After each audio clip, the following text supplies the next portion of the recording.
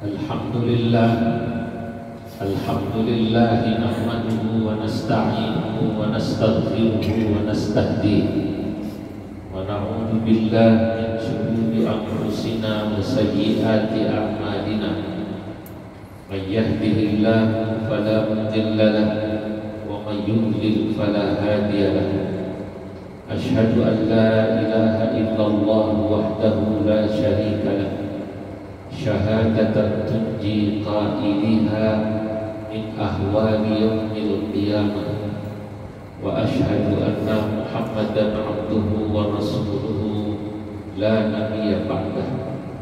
Allahumma salli wa sallim ala sayyidina wa habibina wa syafi'ina wa maulana Muhammadin wa ala alihi wa sahbihi ajma'in, amma ba'du.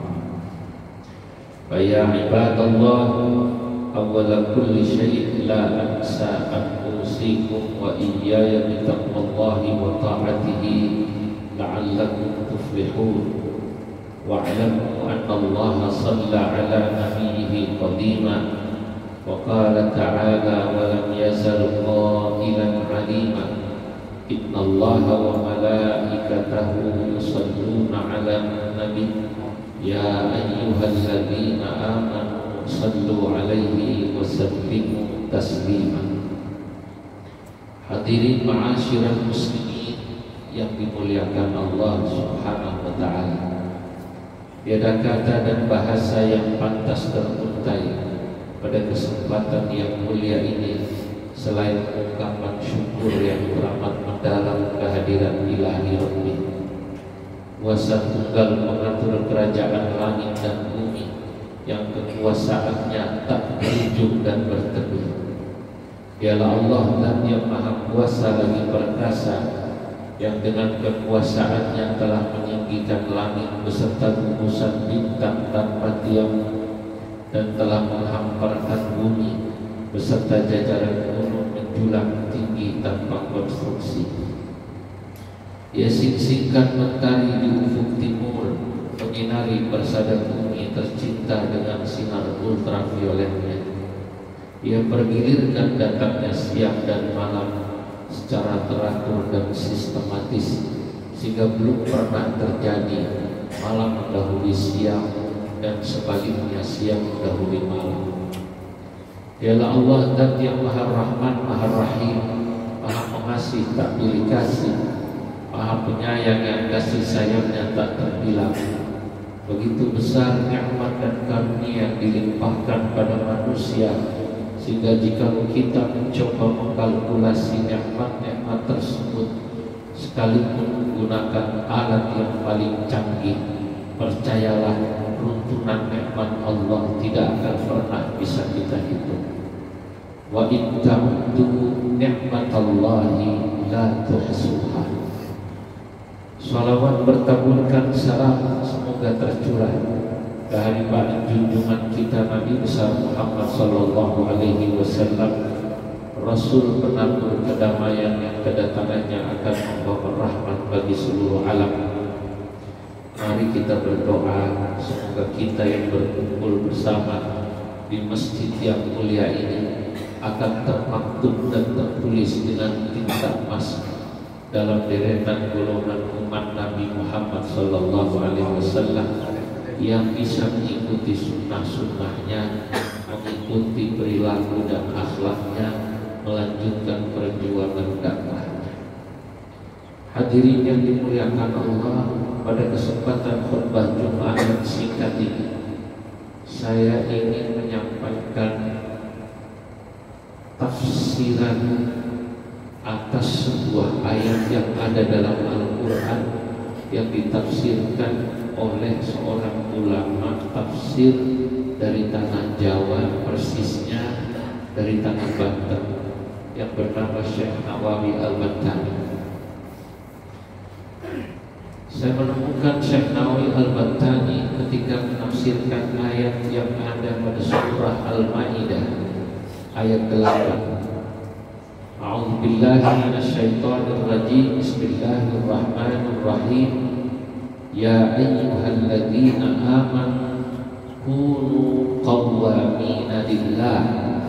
syuhada'a bil qist wa la yajrimannakum syana'an qaumin 'ala alla ta'dilu i'dilu huwa aqrabu littaqwa innallaha khabirun bima ta'malun.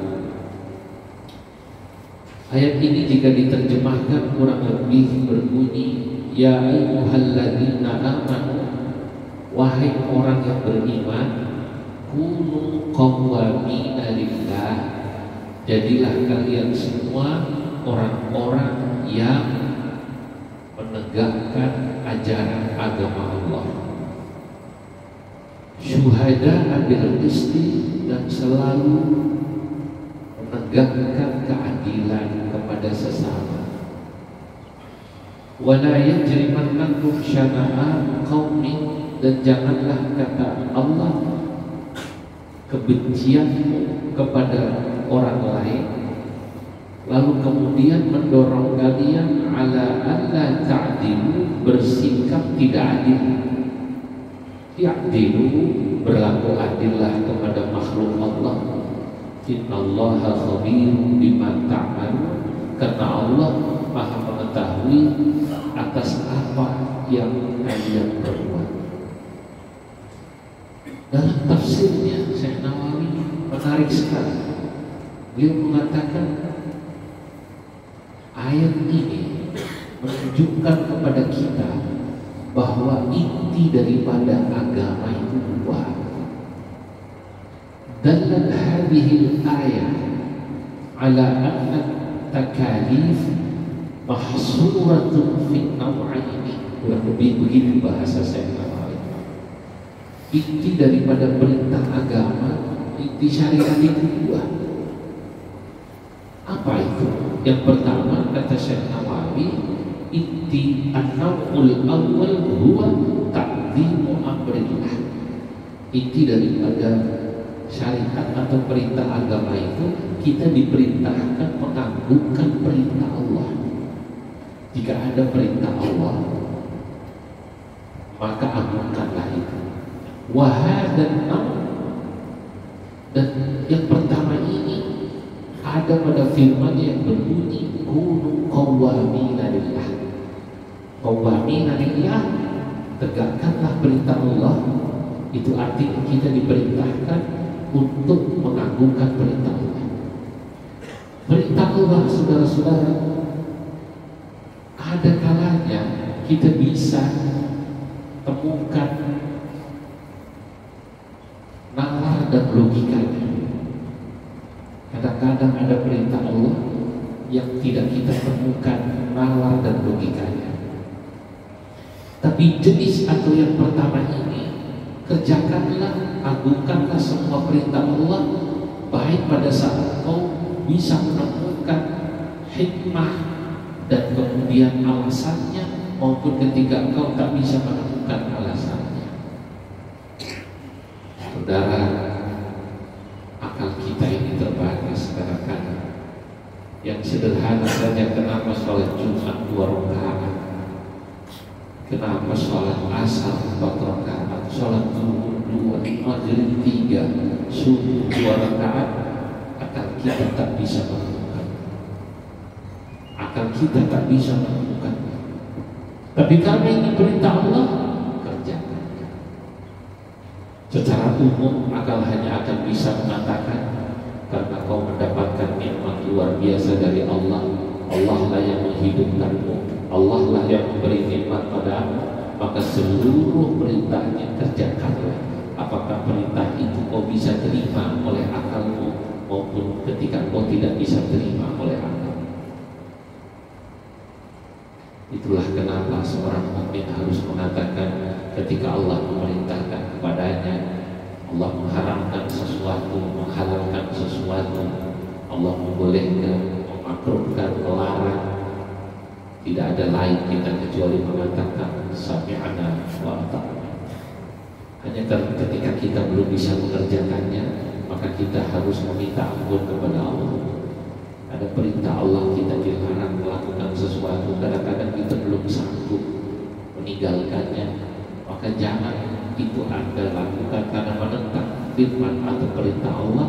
maka mungkin Anda harus mengatakan, ya Allah maafkan saya, hawa nafsu saya yang membuat saya belum bisa meninggalkan larangan. Ya Allah maafkan saya, hawa nafsu saya yang membuat saya belum bisa mengerjakan perintah karena ketidakmampuan kita. Tapi bukan karena menentang perintah Allah, karena perintah Allah tidak boleh ditentang. Aman namutsani, adapun yang kedua, inti dari agama kata Syekh Nawawi ada pada firman Allah yang berbunyi syuhada bil qisti. Apa artinya? Kita diperintahkan untuk ar-ra'fah wal 'adl lil khalqi, memiliki sifat kasih sayang dan berlaku adil kepada semua makhluk. Yang kedua ini, saudara-saudara para jamaah yang dimuliakan Allah, ini menurut saya sesuatu yang bisa kita temukan dalam akal kita. Ketika ada makhluk Allah siapapun, kita harus berbuat baik pada mereka, berbuat adil pada mereka. Sehingga ada ayat yang mengatakan pada kalimat berikutnya, janganlah kebencian pada satu kelompok membuat kau tidak adil kepada mereka. Katakan sederhana dalam bab zakat atau sedekah, jika ada orang fakir miskin, dia muslim, tapi orangnya tidak ahli ibadah atau ahli maksiat tapi fakir,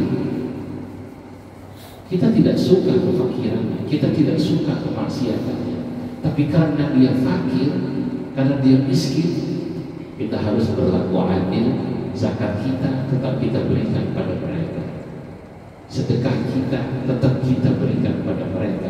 Itulah yang dimaksud, kita tetap harus berlaku adil dan memiliki sifat kasih sayang pada makhluk. Ulama tidak akan mengatakan tidak boleh memberi zakat atau sedekah kepada orang muslim tapi ahli maksiat, tidak, karena orang itu telah mendapatkan hak dari Allah Subhanahu wa ta'ala dengan fakirnya, dengan miskinnya, walaupun dia belum ahli ibadah. Ini hanya salah satu contoh. Tentu contoh yang lain sangat banyak. Dari sini Syekh Nawawi mengatakan, kalau kita bisa mengerjakan dua hal ini, pertama mengagungkan seluruh firman Allah, kedua kita berbuat baik dan adil kepada seluruh makhluk, maka kita sudah bisa menjadi hamba Allah yang layak disebut sebagai hamba Allah, Abdullah yang sebenarnya. Karena dua-dua hal ini walaupun hanya dua, tapi sesungguhnya seringkali berat kita mengerjakannya. Apakah mengagungkan seluruh firman Allah maupun ketika berlaku adil kepada sesama manusia. Kenapa? Terutama yang kedua, manusia ini seringkali tadi punya kecenderungan suka kepada orang yang baik padanya, punya kecenderungan tidak suka pada orang yang tidak baik padanya. Maka secara khusus Allah mengatakan, janganlah ketidaksukaanmu pada satu kelompok membuatmu tidak berlaku adil. Ya'dilu, berlaku adillah, huwa aqrabu lit-taqwa. Karena ternyata orang yang adil itu lebih dekat kepada ketakwaan. Semoga dua hal ini bisa sama-sama kita kerjakan bersama. Walaupun mungkin belum sempurna, karena memang kesempurnaan hanya milik Allah Subhanahu wa ta'ala. A'udzubillahi minasyaitonir rajim. Bismillah.